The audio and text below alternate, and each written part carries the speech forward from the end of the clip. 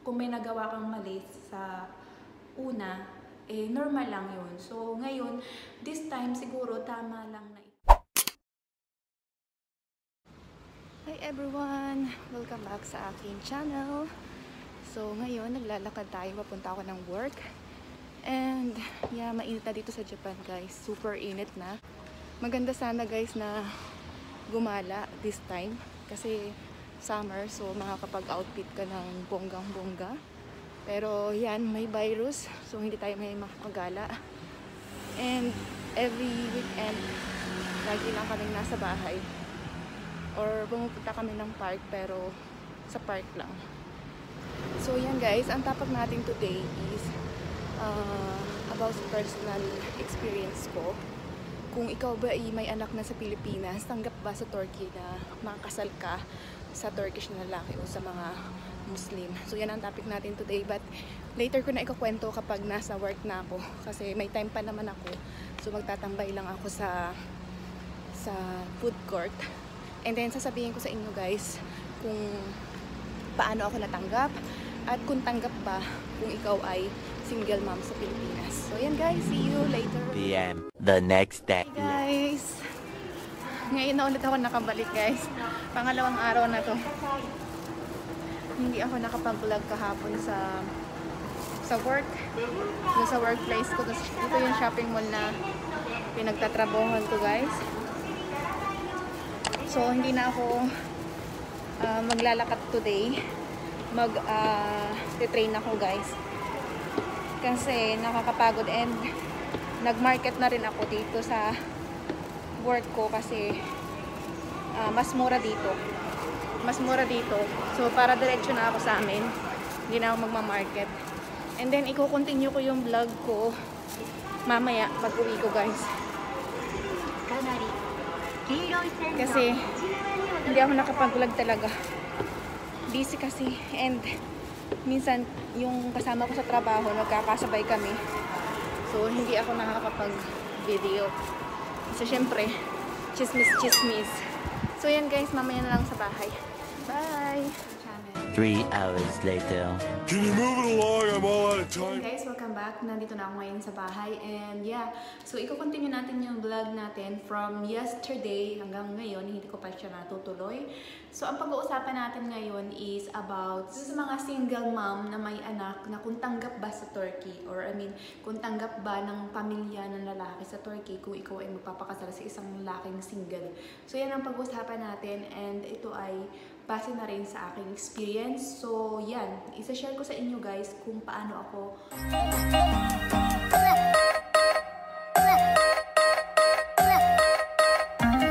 actually guys sa Turkey, pagka ang lalaki is single, for example, hindi pa siya nakasal kahit kailan. Kumbaga ikaw yung unang-unang babae sa buhay niya, and then ikaw is hindi ka Muslim, single mom ka pa, which is kung hindi ka naman din married sa Pilipinas.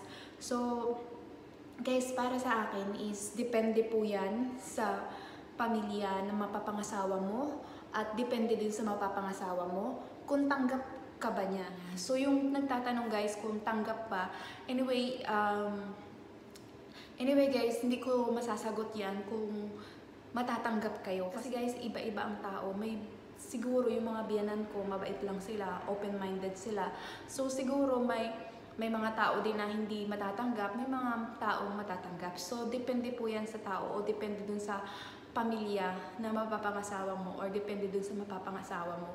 So para sa akin guys, kung mahal ka talaga ng lalaki, paglalaban ka niya kahit na may karanasan ka pa sa una. Unang-una, mga sisi, ang mabibigay ko sa inyong advice or tip kung mayroon kayong magiging karelasyon na Turkish na lalaki, dapat sa umpisa pa lang is sabihin nyo na yung inyong buhay, yung totoo sa inyong buhay. I mean, kung halimbawa may anak ka, dapat sabihin nyo yan ng maaga pa lang. Kasi ganun ang ginawa ko mga sisi sa aking asawa. Yung unang-unang araw namin pagtatagpo, sinabi ko na yung buhay ko, sinabi ko na may anak ako, blah blah blah, something like that. So tinanggap niya ako, but of course yung pagpapakilala niya sa pamilya niya, matagal pa bago malaman ng pamilya na mayroon akong anak sa pagkadalaga. So, hindi pa nila nalaman yun the same time. So, nalaman na lang nila nung kasal na kami. Kasi guys, hindi naman namin kasi matatago yun habang buhay or hanggang kami magkasama. Hindi pwedeng itago yun. Ayoko nang gano'n. So, yun. Sinabi din namin dun sa parents niya at okay naman sila kasi sabi nila wala nila kasi single ka naman, so okay lang. So yun, kaya sa totoo lang guys, yung nasa Turkey ako, yung nanay ng asawa ko, siya pa yung nagbibigay sa akin ng mga kung ano-anong gamit para sa anak ko pag uuwi ako ng Pilipinas, or hindi niya ako pinipigilan kapag uuwi ako ng Pilipinas. So yun yung kagandahan guys, tinanggap nila ako. So tinanggap nila ako kahit na sino pa ako at kahit na may karanasan ako. Kasi ang importante, mahal ako ng asawa ko at tinanggap niya ako. So yun yung importante sa kanila, hindi importante yung magulang. Sa inyong mga sisi, sa una pa lang, sabihin nyo na dun sa mapapangasawa nyo na meron kayong ganyan. So, sabihin nyo na sa una pa lang ang inyong mga experience para sa ganun, kung tatanggapin ka ba niya, mapapatunayan mo yun kung tanggap ka niya o hindi. Kasi malalaman mo naman yun sa lalaki kung tatanggapin. So para sa akin guys, kung mahal ka talaga ng lalaki, paglalaban ka niya kahit na may karanasan ka pa sa una. So yun guys, ang mai-share ko sa inyo today. Sana nabigyan ko ng kasagutan yung mga tanong nyo. At ito ay napaka-importante kasi lalo na dun sa mga single mom na nag-worry, baka hindi sila matanggap ng boyfriend nila kapag nalaman na mayroon silang karanasan na or mayroon na silang anak sa una. Kasi ang mga Turkish naman is kahit Muslim sila, kumbaga open-minded naman sila. Ipag-pray lang natin yan na yun sa taong mahal na mahal mo, tanggapin ka kahit ano ka pa. At saka guys, ito yung kagandahan kasi sa mga Turkish or sa mga iba pang foreigner. Kumbaga kahit na may karanasan ka, hindi yun basihan sa kanila, hindi yun nila tinitingnan, hindi nila iniisip na masama kang babae, na maganito kang babae. Hindi guys, kasi napakalawak ng pag-iisip ng mga foreigner para sa akin guys, na napakalawak ng pag-iisip nila. Kumbaga hindi nila basihan yung kahit na single sila, wala silang karanasan, wala silang naging girlfriend, tapos ikaw meron ka na, ilan ang girlfriend mo. Kasi kapag sa umpisa, ito yung experience ko guys, kasi sa umpisa, kumbaga hindi sila interesado sa past mo. Hindi sila interesado na magkwento ka kung ilan ang boyfriend mo, kung nakailang boyfriend ka na. Kumbaga wala silang pakialam kung nakailang boyfriend ka na, kung ano yung karanasan mo, hindi nila yan pinapakilaman. Kumbaga, lagi nilang tinitingnan is yung forward. Kumbaga, yung ngayon, hindi yung dati. Kasi ang mind nila is ganito. Before na yon, dati na yon, nakaraan na yon. So, bakit mo pababalikan? Kung may nagawa kang mga mali sa una, normal lang yun. So, ngayon, this time, siguro, tama lang na itama mo. Kung mayroon ka mang pagkakamali, itama mo. So, hindi pinagbabasihan yung karanasan mo, yung naranasan mo, na, kumbaga, kung hindi maganda yung karanasan mo, hindi nila pinagbabasihan yun. As long as mahal nila yung tao. So, yun guys, ang kagandahan sa kanila.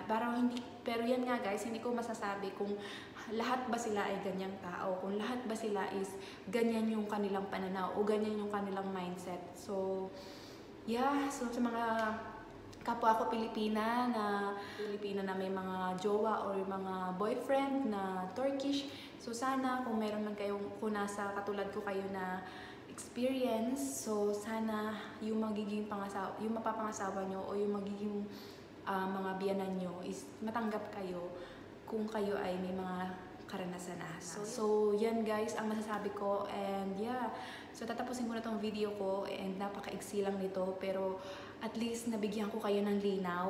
Guys, thank you so much for watching. Bye! See you, and please like and subscribe to my channel.